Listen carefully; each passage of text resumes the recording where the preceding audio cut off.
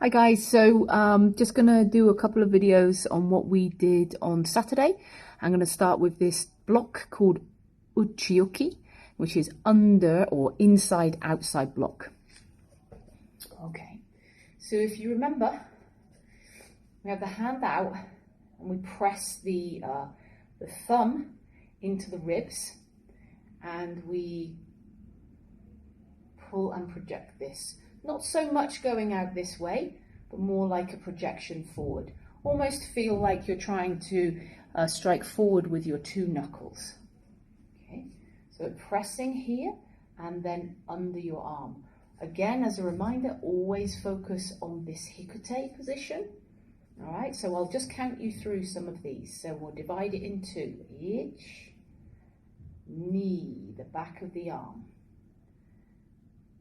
Ich, ni, san, shi, go, rock, sich, hach, que, je.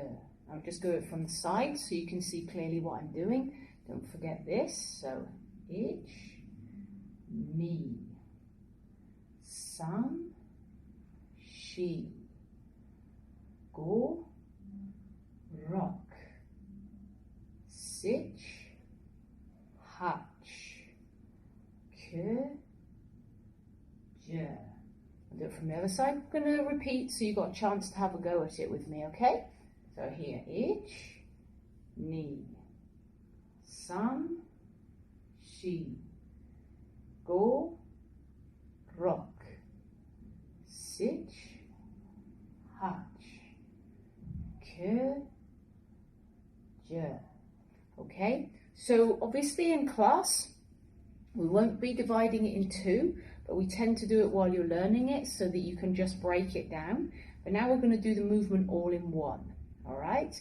So from here, okay, so ready, ich, ni, san, shi, go, rock, sich, hach.